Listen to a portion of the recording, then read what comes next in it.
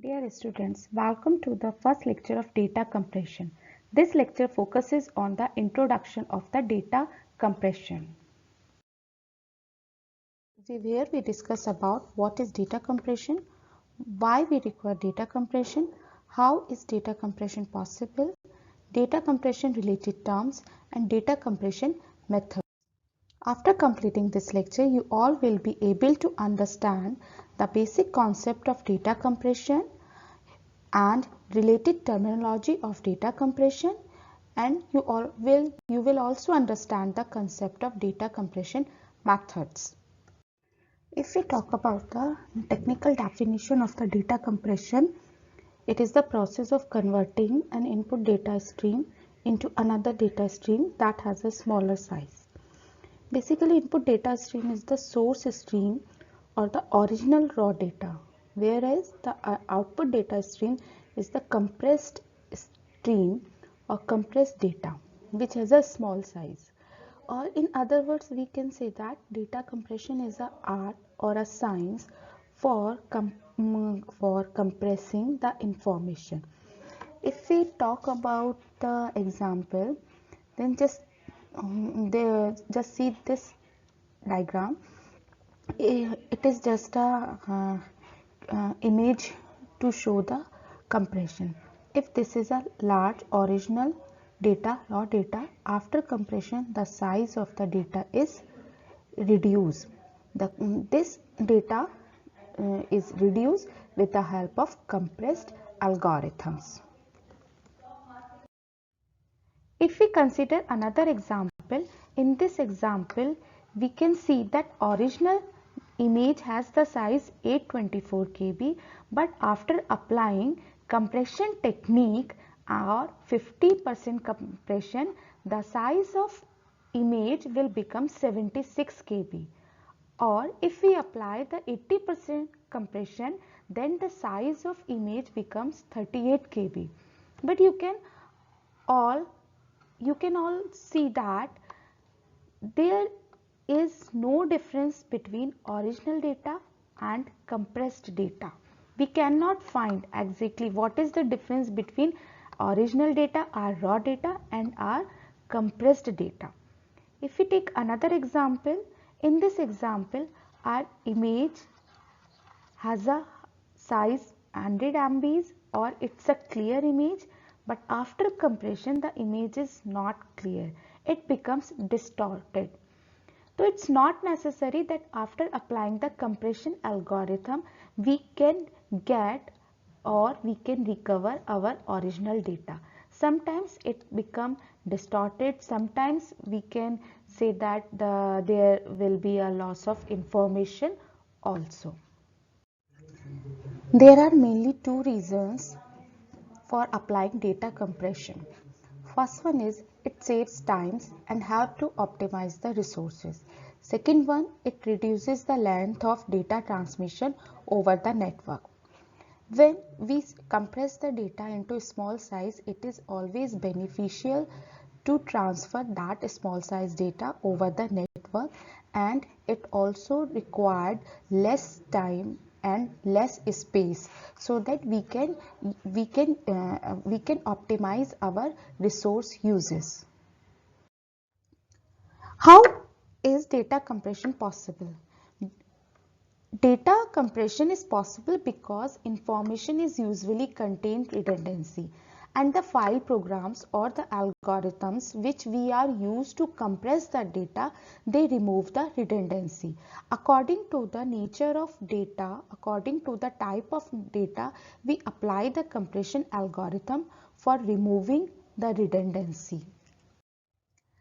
Now we discuss the related terms which are related to data compression. First terms which we used in data compression is compressor or encoder.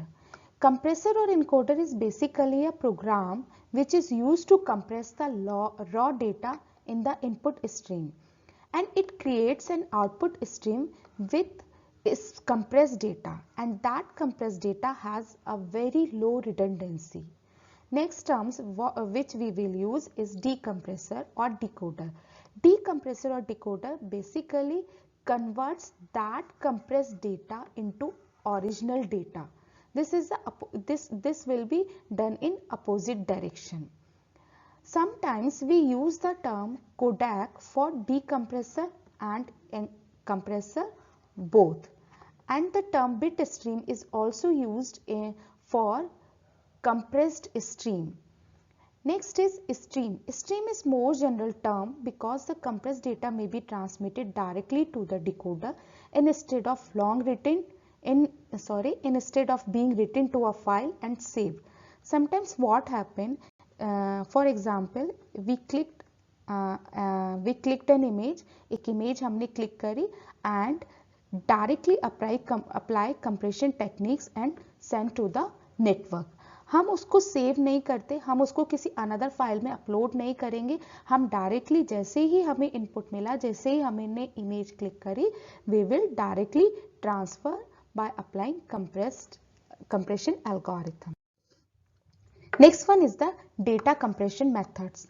There are mainly 4 data compression methods. First one is the non-adaptive compression method.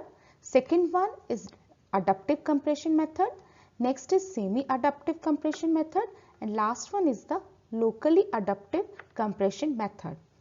In non-adaptive compression method, this type of compression methods or algorithms are rigid in nature. They doesn't modify their operations, their parameters or tables according to particular data which is used for compress. They doesn't bother about the type of data and nature of data. आप चाहे image compress करो, चाहे text compress करो, कोई video या MP3 file compress करो, they doesn't bother type of data. They just used compression algorithm for compressing the data. Next is adaptive method. In adaptive method, compression algorithms first examine the nature of raw data, examine the nature of input data, type of data, category of data, and according to that examination, according to that analysis, they modify its operation and its parameter. This method is better as compared to non-adaptive method. Next one is the semi-adaptive compression method. In semi-adaptive compression method, we have 2 pass algorithms. In these algorithms, mainly we have 2 steps. In first steps, we first read the input data to collect the statistics on the data to be compressed, like nature of data, type of data, size of data, and why we need to compress. After analysis, after finding these statistics, we apply compression algorithm in second pass.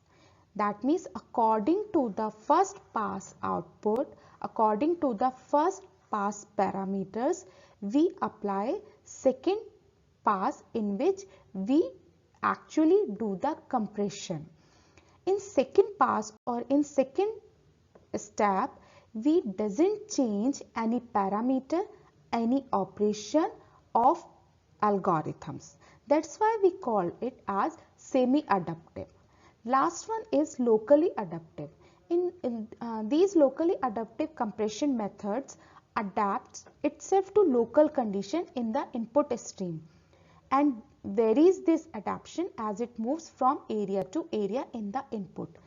Basically, in locally adaptive compression methods, they modify themselves, they adopt the environmental conditions, local conditions according to the input streams, and then apply the compression techniques.